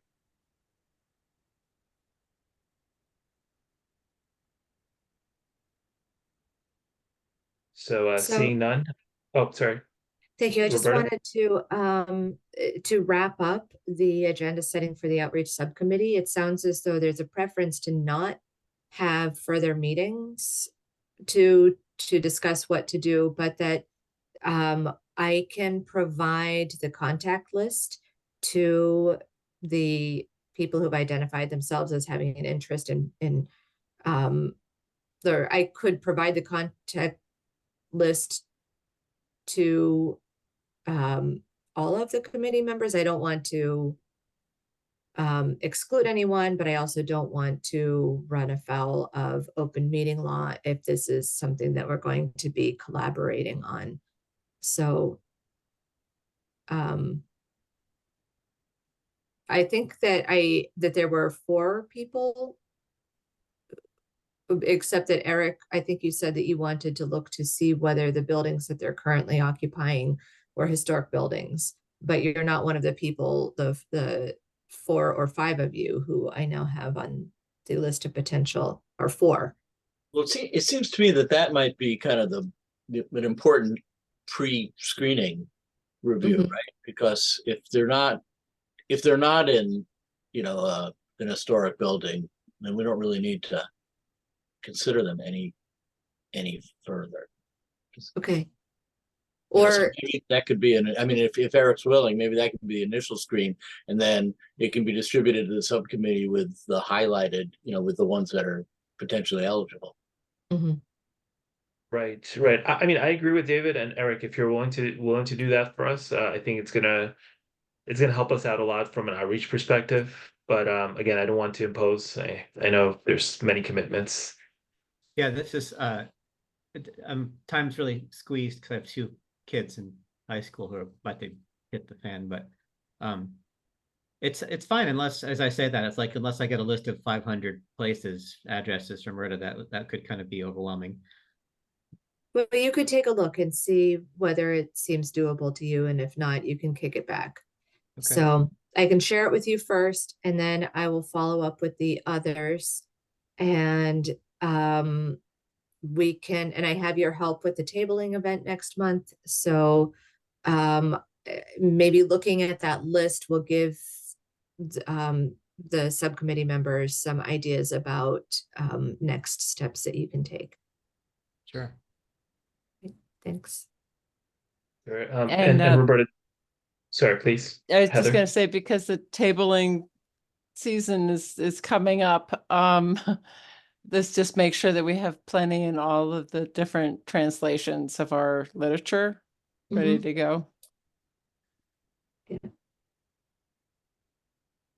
Absolutely, that's a great point, Heather. Roberta, just a quick question, even for the members of the subcommittee. I know you intend to send us a list, and in terms of our responses, should the responses be directed to you, solely towards you, or is it appropriate for us to include the members of the subcommittee in the copied or the CC field? You can, since it will be a not quorum, you can communicate to everybody through the CC field or directly to me. I think that would be fine. And I will create a document that can be shared between the members so that we don't have to do everything through email, but that document can be shared, and then that document can be included in the meeting packet so that we can see the work that was done. Great. And was there a generic email that we were supposed to be copying on communications that went to some server? Thank you, Heather. I forgot about that. I will look into that. That was something that was talked about last year or 2 years ago or something like that. I think on the Concom, it was just if we sent it to our conservation agent or to Roberta. I don't think we had to add an additional email. I think that we were it was advised to us that we should copy the conservation agent and everything for the really kind of the expedient purpose of not then having to hand over your hard drive if you know, discovery is required on some sort of, you know, so that it's not just your personal device is the only copy of something. Yeah, that might have been it, that I needed to be CC'd. Right, because then your copy is kind of the publicly, you know, potentially available copy. Yeah. And I would be able to say everything I ever sent also went to Roberta. Yeah. Thank you for remembering that, and I'll look into it just to make sure that we're not forgetting any details about that policy. Right, so that would mean in the subcommittee context, we should copy Roberta on anything, if any of the people in the subcommittee are communicating to one another, toss Roberta on, even if you're not, if she doesn't need it for any reason but as the record. Yeah. Sure. No, thank you for raising that, Heather, and also adding to that, David. I really appreciate that. I think we just want to make sure that we're following not just open meeting laws, but also best practices here. So I think that's going to be helpful. So Roberta, I do think that a shared document would be really helpful, and this may be a stretch, but if it's possible to have the shared document editable, and what I'm foreseeing is that if there's a list, and let's just say we're splitting up the outreach efforts, then maybe individual subcommittee members can then check off who they've emailed or contacted, so that way we have a running list, but also an awareness of where the outreach stands. So if it's possible at all to have that an edit feature, that would be great to the document. I mean, Will do. thank you. Yep.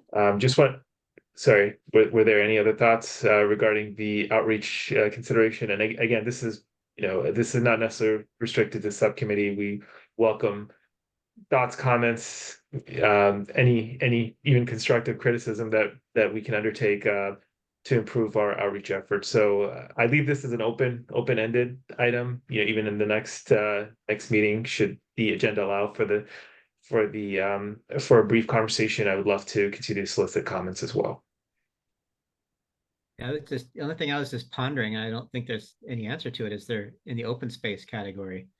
It's really so limited to where open space can be created, but are there any opportunities that could evolve from private properties where people, as part of a project or as a development, where they contemplate open space, or is that just such a hypothetical? I don't know. John, what do you think? Right. I think the concern comes into play is dedicating that space as open space in perpetuity, and then we would need to work with that property to subdivide their lot so that the open space would be a city parcel. So that is kind of our biggest hurdle with those. John, does it have to be subdivided, or can there be an easement, or some sort of a public access easement?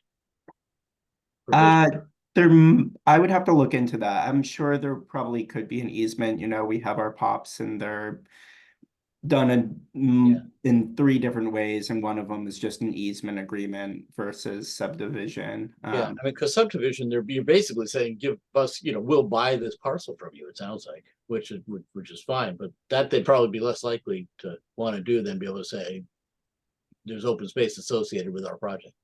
Mm-hmm. Yeah, it does open up the whole can of worms of maintenance agreements and making sure this is all contracted and recorded at the Registry of Deeds, and making sure all the legal agreements are sewn so that in 5 years they don't give the property over to a different manager of it, and then That's they right. go and build That's why something I'm thinking the easement, so it would transfer with the property. Right, exactly. Do you have any, because my production space is in the Summer Nova complex, and I know that's been sort of a hot topic there, but I don't know if there's any conversation that's had with the city, and I know they've sort of tried to sweeten the deal with a little bit of open space or publicly accessible open space, whether it be at ground level or roof level or whatever. Mm-hmm. Does that involve you guys? I know that the Summer Nova previous project was pulled. I don't know any new updates on when they're updating and revising their plans. I know that through zoning, we do require a certain amount of civic space with developments, but these are kind of in strategic areas and kind of not over the entirety of the city. But yes, Summer Nova is one of those areas that would require civic space. Okay. I don't know that would really tie into the CPA anyway, CPC. All right, well, that was just my thought. It's a great thought, Eric. Thank you so much for sharing it. Really appreciate it. And John, just to add on to what Eric mentioned, if there is any precedent, historic precedent for this, if you wouldn't mind just if it's not too much effort to research it, it might be helpful for the members of the committee to see whether there's a pathway that exists that could allow us to also consider an outreach on the public space front as well. Yeah, I'm happy to look into that. If I could Thank you so just confirm, Laura, please. who are the members of this committee again? Is it Jahan and myself and Heather? Yes. And is there someone else that I'm forgetting? David Turin, I Yeah, think. I couldn't had- remember if I yeah. volunteered or not. You did, so you. There you go. Okay, got it. Right. Thanks. Thanks, Laura. I had remembered a few members myself, so it's good that you asked that question. Any other thoughts? I know we had quite a robust conversation, but I just wanted to see, before we move on to the next agenda item, if there's any other lingering thoughts or items that we need to consider. Well, I think what would be interesting, going back to the open space conversation, is to what extent could we kind of really get involved in the early planning of some of these redevelopment projects in order to encourage that the public portion, or the like, for example, I'm thinking about the giant building built in Union Square, which has a really huge plaza between in front of it, between it and Prospect Street, and wrapping around between it and the train station, but it's all paved. There's no grass there. There's no green space there at all. And I have no idea when and how that decision was made, but it would have been nice for that to have been a green space, or at least some significant portion of it be green. Yeah, so I know a lot of those civic spaces are kind of preliminary design during the CDSP. I'm blanking on the name of it, but it's a form of a master plan. So those master plans kind of set the framework for all of these developments and the amount of open space they're required to. That amount of open space then dictates what type of park it would be, whether that's a plaza, which Union Square Plaza fit under that category, so it needed to meet a certain parameter of hardscape to softscape and plantings and trees. Then the design kind of goes further with different city staff providing comments, and then it goes to testing me here. It then goes to the planning board and the design review board for to make sure it conforms. So it's kind of like that preliminary stage, though, where it's kind of said what sort of space is it going to be, is where it would be nice to try and get an increased emphasis on it being green. And the same, John, with what you referenced before about, I forget how you framed it, but that there's targeted areas of the city where you could do, I forget exactly what it was, but given what we know about the lack of open space and green space in the city, I don't understand why it wouldn't be the whole city. Like, why wouldn't you want it any place you could get it? Why would you only be looking for it in certain targeted areas? Right, and that kind of relates to these transform areas where we're seeing a lot of the development. That the zoning ordinance kind of just dictates that. A lot of this stems from the zoning ordinance that we refer to, and so any changes to the amount of hardscape or green space would have to be amendments through that ordinance. Yeah, well, that would be what it would, I mean, granted, it doesn't sound like it's not within the scope of this group, but it seems like that's really where maybe there may be some opportunities for. I guess just as one personal opinion, so these civic spaces are required by the developers, and it's kind of our way to gain this open space. And I'm hesitant to give these developers funds for something that the city is requiring them to do. It just seems like they're kind of double dipping into the pot. Oh, the city's requiring us to do civic space, so now I'm going to go to the city and ask for money from the CPA to do this civic space, when at least for these large scale development projects, they do kind of have deeper pockets. And and I have to admit, I wasn't necessarily thinking entirely through the lens of the CP, of us or the CPA. I was kind of thinking just more, why aren't some of these greener, irrespective of who paid for it. And there's Right. there's one project that definitely comes to mind that I think would be a great project eligible for CPA funding, which is the 31 Tough Street, which is about to create a new Pops Park that's called Leonard Grimes Park. And this is a small park next to an affordable housing development. I think like opportunities like this, where an affordable housing development, one small block, not even a block, one parcel development, and then they're required to make civic space. I think those type of opportunities, I would be a lot more agreeable in funding from CPA, but it's kind of like these large master planned civic spaces. I'm definitely a little bit more hesitant to fund. Right. And thank you, John. Just to add that on, from a planning board perspective, we have encouraged as much open space as possible, but we are in many instances constrained by the parameters and specifications of the master plan development, and also in most instances the design commission has the opportunity to review before it comes to us in the planning board.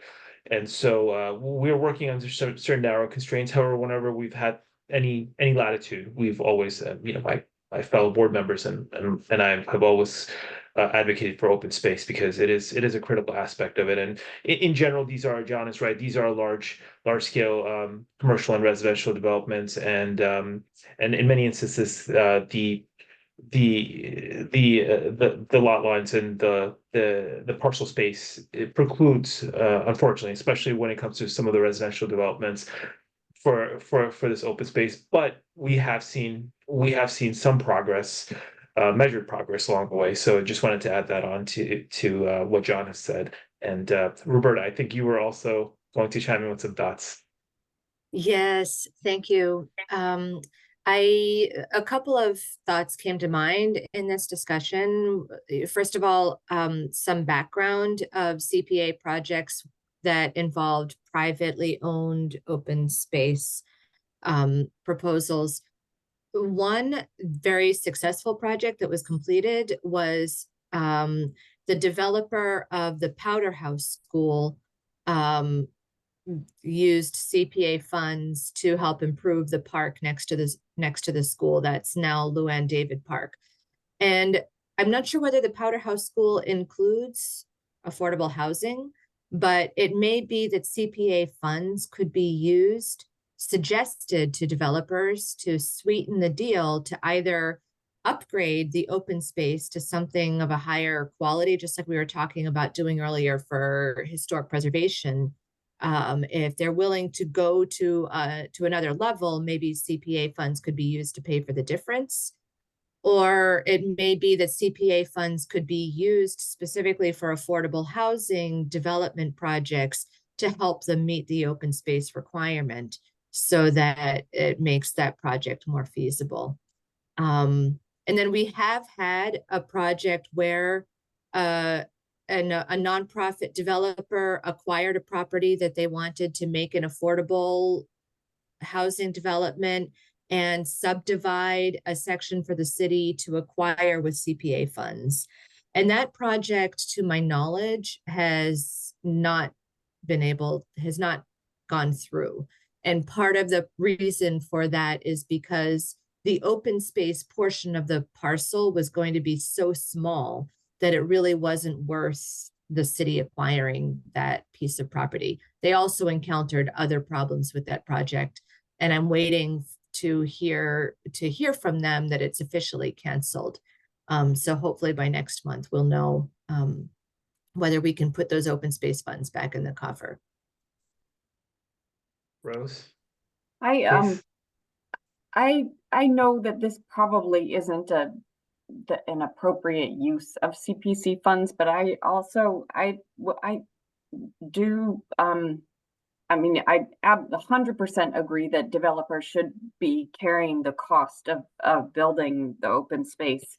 The thing that always feels like a gap, and I'm kind of surprised when municipalities don't say to me in my day job when I go to present about a project that we're proposing, and we say we're going to build this space, and whether it's public space, whether it's indoor, outdoor, I sort of expect them to say, but how are you gonna how are you gonna run it? What's your program to, like, it's one thing to build it, it's a different thing to run it and make it action. And that is it's kind of the harder thing to commit to.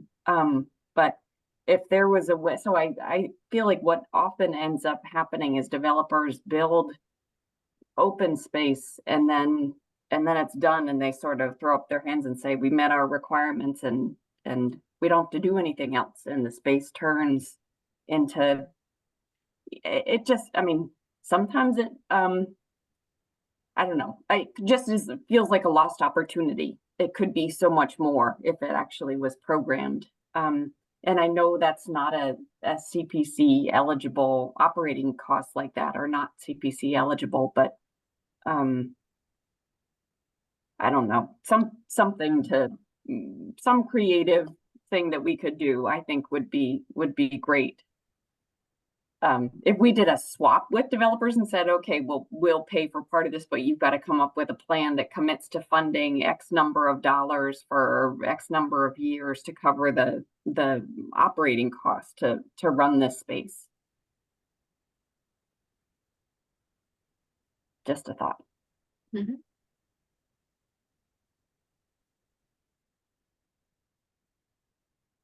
Yeah, that's a great thought, Rose.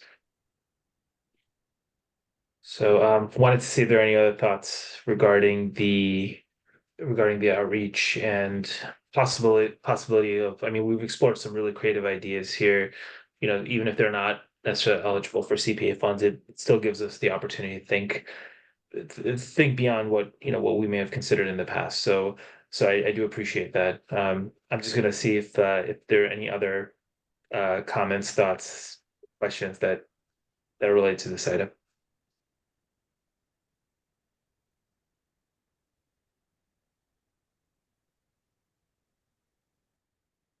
Okay, seeing none. I'm gonna say, Roberta, if you wouldn't mind proceeding based on what the next steps are, I think that's going to be really helpful. And suppose we can take the communication to email and share documents as appropriate for this for the subcommittee related outreach that we're gonna present. And I'd love to carve out, you know, a few minutes even for the next meeting if possible to provide a progress / update to the wider committee as well, if that's feasible. Great. So the next item on our agenda is the approval of meeting minutes. So I wanted to check with the committee members to see if you've had the chance to review the meeting minutes. These are the meeting minutes for the meeting from February 28th, 2024, and whether you have any questions, comments, edits, proposed edits to share at this time.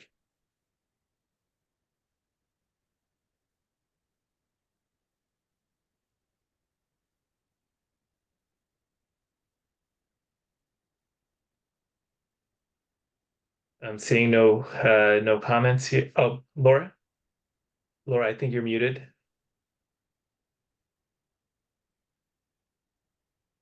So, Thank you. I saw, okay, 3 things. On page 2, the second bullet point, just the word study.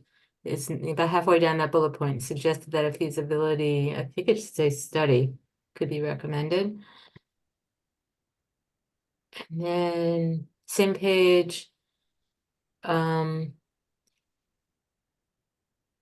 I thought the third line down after the bullet points of give presentations and it says and objectives. I think it should just say either an objective or our objectives are. It's probably our objectives. And then on the last page, oh, my last name was misspelled twice. So Beretsky with a Y at the end and an I at the end. And that's all I got. Thank you. Always count on Laura. Thank you. Thank you so much, Laura. You're welcome. Any other thoughts, edits, proposed edits, comments?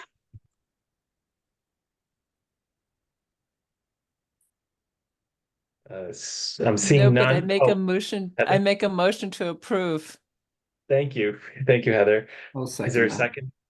Thank you, John. Roberta, do you mind calling roll? Yep.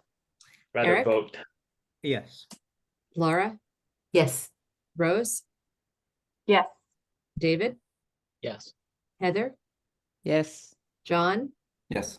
Joe, Yes. and Jahan. Yes. Thank you.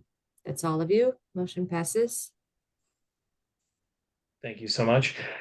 So I don't think we have any additional items on the agenda. However, I do want to take a moment to see if any of the committee members want to speak about anything that we may not have included in the agenda. I just want to make sure that we're giving everyone the opportunity to share their thoughts, anything that may not have been covered during this meeting, or any other agenda items that that you may want us to consider for the future.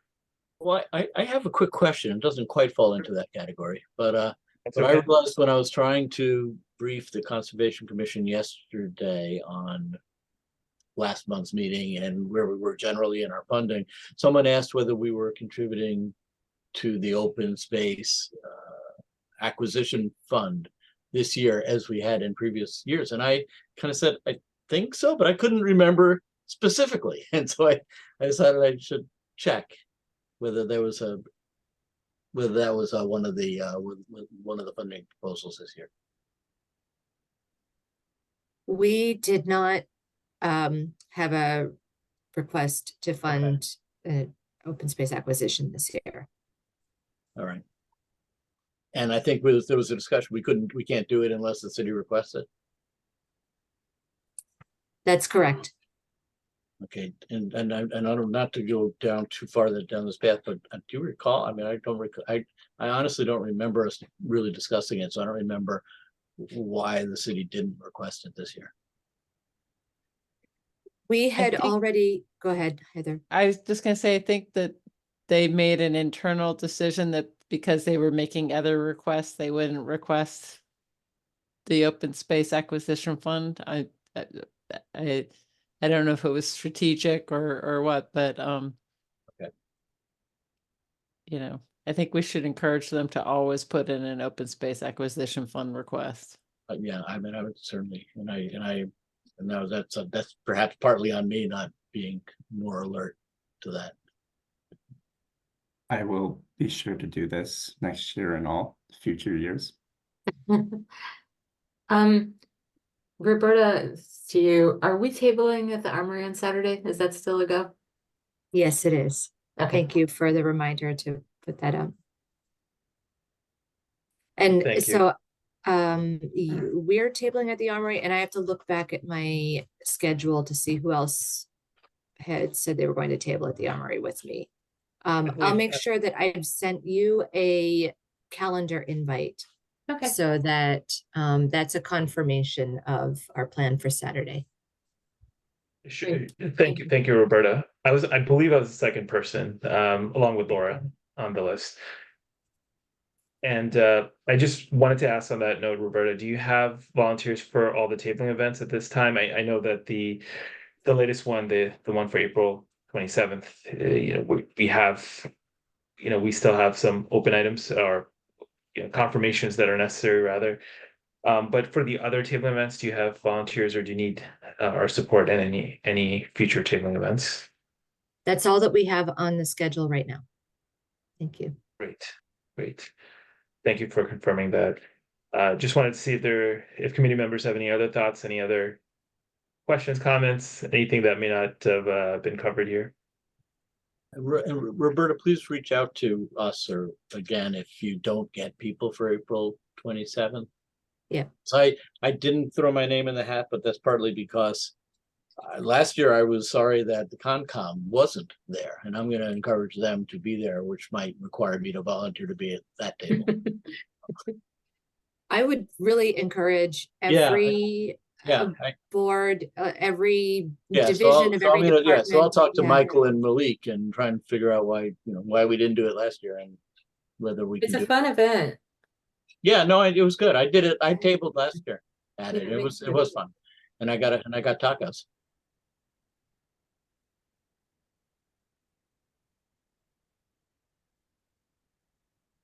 Great. I will Sounds add great. you to the list of people to follow up with in case to when it gets closer to the time. Is it before our next meeting? I'm not sure when the next. No, No, It's it's after. right after the next Yeah, meeting. so we won't meet again before, before it. So that's Yeah. why I wanted to encourage you to reach out if people that are tentative don't, can't end up, they can't make it. Great. Any other thoughts, comments? Seeing none at this time. So if that is the case, then Roberta, would you mind, well, before we do that, is there somebody who can make a motion to adjourn this meeting? And I also need a second, please. I can make that motion. I'll second it. Thank you. Thank you so much. Roberta, would you mind calling the roll, please? Sure. Eric, Yes. Laura, Yes. David, Yes. Heather, Yes. John, Yes.